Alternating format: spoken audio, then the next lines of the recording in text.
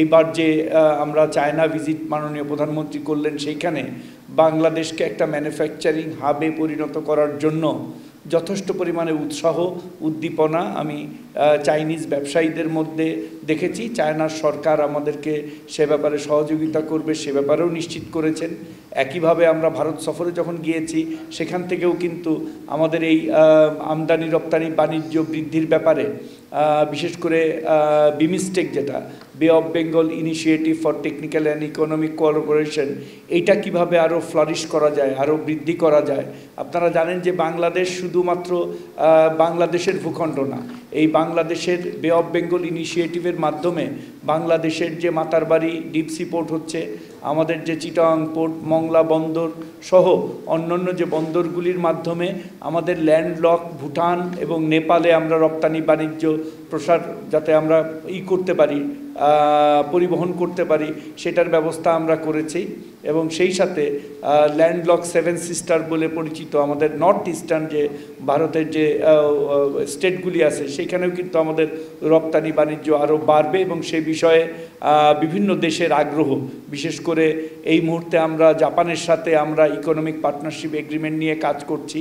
আমরা যখন ভারতে গিয়েছিলাম সেখানে কম্প্রিহেন্সিভ ইকোনমিক পার্টনারশিপের ব্যাপারে ভারতের প্রধানমন্ত্রী নরেন্দ্র মোদী দ্রুত যেন আমরা এটা কার্যক্রম শুরু করতে পারি আলোচনা, সেটার ব্যাপারে কথা হয়েছে। এবার যখন আমরা চায়নায় গিয়েছি তখনও কিন্তু তারা এফটি এর ব্যাপারে আগ্রহ প্রকাশ করেছেন এবং আমরা ডায়লগ শুরু করব। ইতিমধ্যে কোরিয়া, সিঙ্গাপুর সহ আসিয়ান কান্ট্রিগুলির সাথে আমাদের যোগাযোগ বৃদ্ধি হচ্ছে। সেইখানে আপনারা জানেন যে 14 তারিখ থেকে আমাদের থাইল্যান্ডের প্রধানমন্ত্রীর বিশেষ অ্যাডভাইজার উনি আসবেন আমাদের বিনিয়োগ সম্ভাব্যতা যাতায়াতের জন্য। একটা বাণিজ্য দল এখানে আসতেছেন এবং আগস্টের শেষের দিকে ভারতের থাইল্যান্ডের যিনি কমার্স মিনিস্টার উনিও একটা পরিকল্পনা করেছেন আসবে। এই কথাগুলি আপনাদের বলার উদ্দেশ্য যে আমরা কিন্তু শুধুমাত্র ট্রেডিশনাল ইউরোপ আর আমেরিকার মার্কেট না, এটা নিয়ে কিন্তু আমি কথাই বলি নাই, এর বাইরেও যে আমরা অল্টারনেটিভ মার্কেট অ্যাক্সেসগুলি East Asia, South East Asia, South Asia, এই জায়গাগুলিতে আমরা নতুন মার্কেট অ্যাক্সেসের জন্য আমরা আমাদের কর্মতৎপরতা চালাচ্ছি। নগদের কাছে সব গ্রাহকই প্রিয়, তাই তো সারা দেশে ক্যাশ আউট চার্জ সবচেয়ে কম। ট্রেডিশনাল মার্কেট হিসাবে আমাদের ইউরোপ এবং আমেরিকায়, সেখানেও আমাদের জানি রপ্তানি বাণিজ্য বাড়ে। কিছুদিন আগে ইউএস চেম্বার থেকে একটা প্রতিনিধি দল আসছিল, ইউরোপিয়ান কান্ট্রিগুলোর সাথে আমাদের সার্বক্ষণিক যোগাযোগ আছে। অস্ট্রেলিয়ার পররাষ্ট্রমন্ত্রী এসেছিলেন, তারাও আমাদের বাণিজ্যের ব্যাপারে আগ্রহ প্রকাশ করেছেন। এর আগে ইউকের পররাষ্ট্র মন্ত্রণালয় থেকে প্রতিনিধি আসছেন। সবাই কিন্তু বাংলাদেশকে এখন শুধুমাত্র চিপ লেবারের কারণে না, প্রেফার্ড ডেস্টিনেশন হিসাবে বাংলাদেশকে দেখা হচ্ছে। সো আমরা এই পোটেনশিয়ালটাকে কাজে লাগাতে চাই।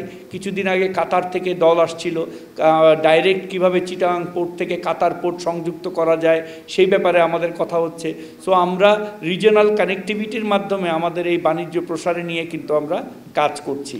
সো আমি মনে করি যে এইটা আপনাদের জানানো দরকার যে আমরা শুধুমাত্র 21-22-এর ট্রফি দিচ্ছি এখানেই শেষ না, এটা হলো আমাদের শুরু।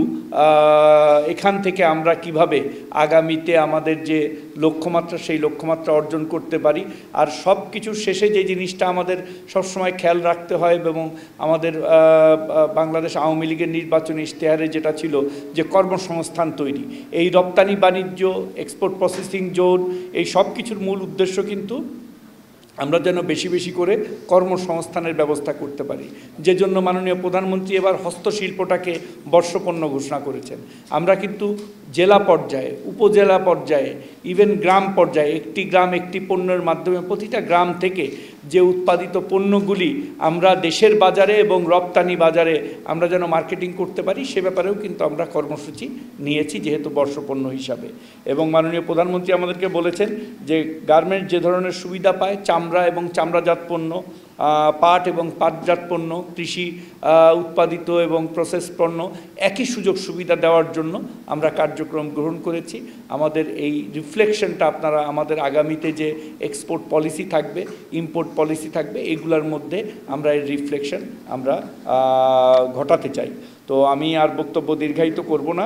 আমি আপনাদেরকে ধন্যবাদ এবং কৃতজ্ঞতা জানাচ্ছি যে আপনারা আগামীকাল আসবেন এবং আমাদের যারা সফল রপ্তানিকারক তাদের কালকে মাননীয় প্রধানমন্ত্রী নিজে হাতে পুরস্কৃত করবেন এবং এর মাধ্যমে রপ্তানি বাণিজ্য প্রসারে আমাদের একটা সহায়ক ভূমিকা পালন করবে, এটাই আমি প্রত্যাশা করি।